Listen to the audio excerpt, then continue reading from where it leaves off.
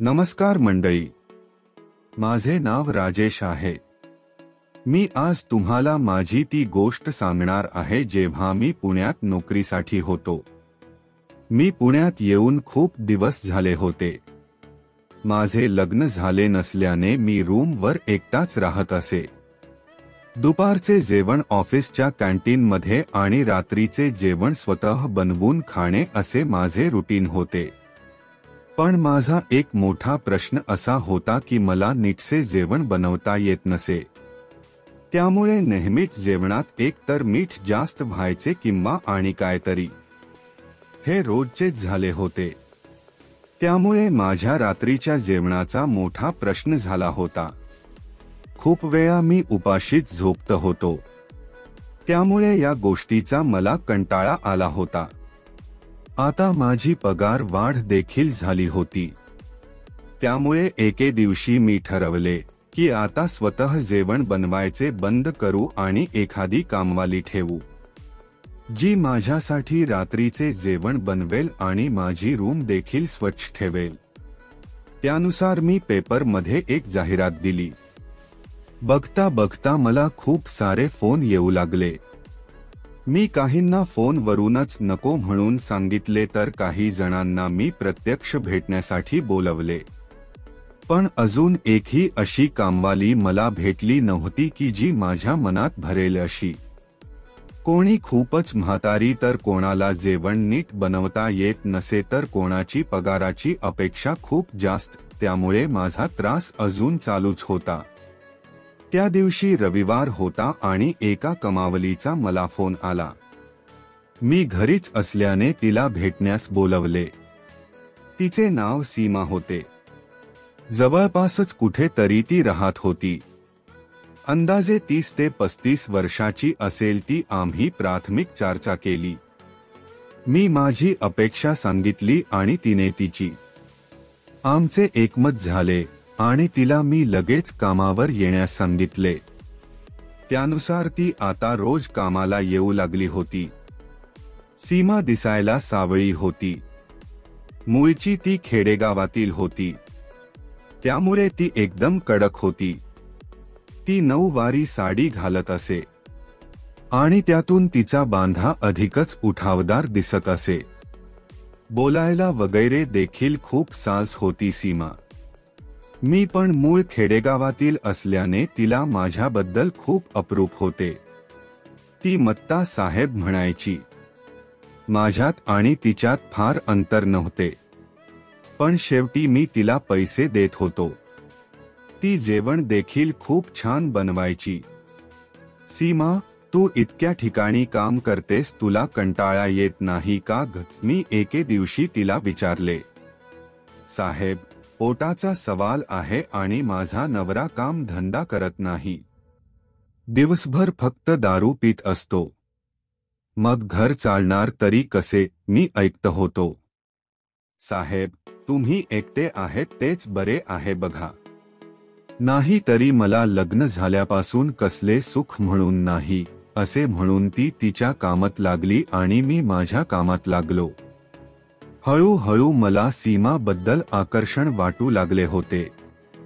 मी खूप वेळा सुट्टी काढून मुद्दाम तिच्याशी बोलण्यासाठी घरी राहू लागलो। एके दिवशी असंच मी घरी होतो। सीमाशी माझी चेष्टा मस्करी चालू होती। ती फारशी पुस्त होती आणि मी वर खाटेवर बसलो होतो, तिच्याकडे बघत। फारशी पुसता पुसता सीमा माझ्याशी बोलत होती। तिने नऊवारी साडी घालत असल्याने तिचे पोलके तसेच छोटे होते।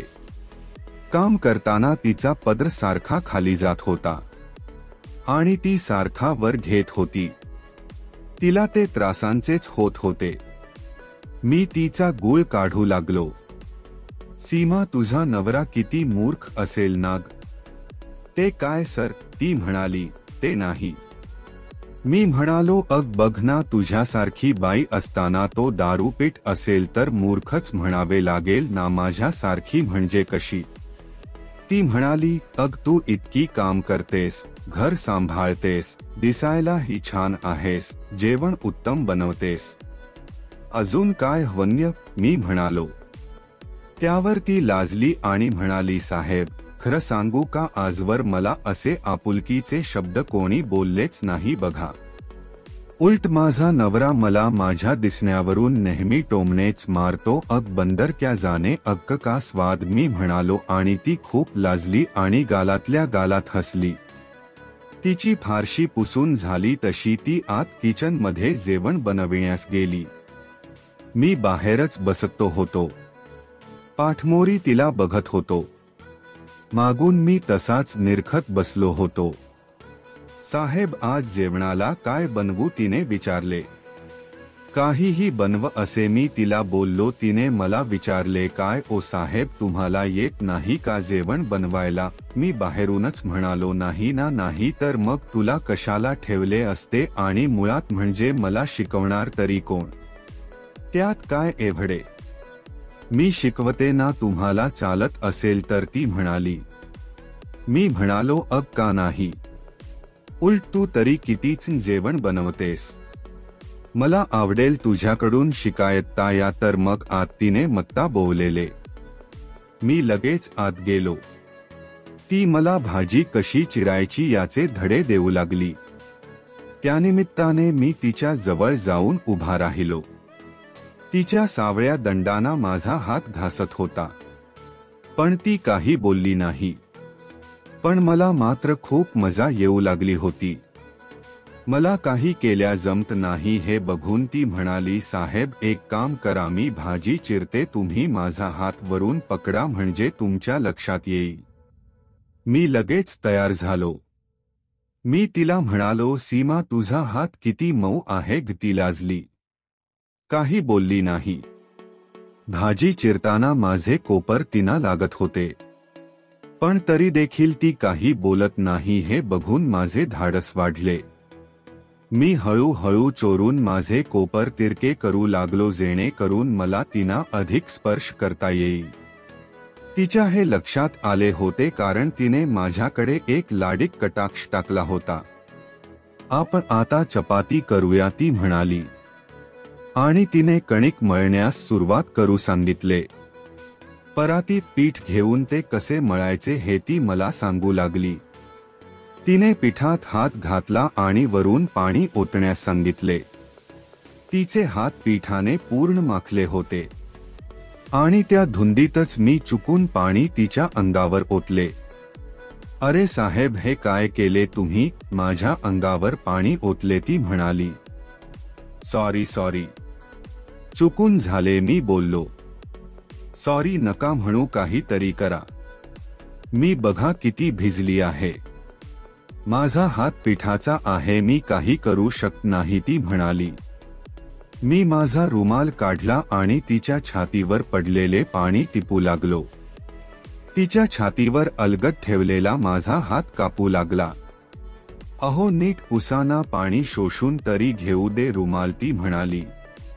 मी आता धाडस केले आणि रुमाल तिच्या सगळ्या अंगवरून फिरवू लागलो. मला आता सावरणे अवघड होते.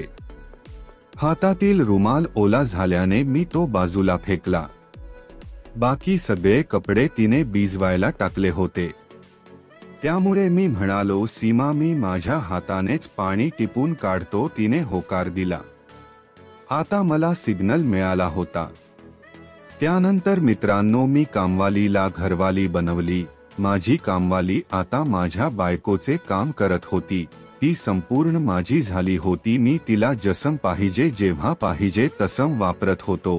ती मला सर्व सोयी पुरवत होती आणि सर्व प्रकारच्या मदत करत होते. ती रोज येऊन मला सुख देत होती, मला स्वयंपाक करून जेवण देत होती आणि नंतर बायको सारखं भागवत होती. तर मित्रांनो, अशी होती माझ्या कामवालीची कथा. जर तुम्हाला आजची कहाणी आवडली असेल तर चॅनेलला नक्कीच सबस्क्राईब करा आणि व्हिडिओला एक लाईक अवश्य करा आणि कमेंटमध्ये सांगा तुम्हाला कहाणी कशी वाटली. भेटूया पुन्हा एकदा नवीन व्हिडिओमध्ये. तोपर्यंत पाहत रहा आपला चॅनेल.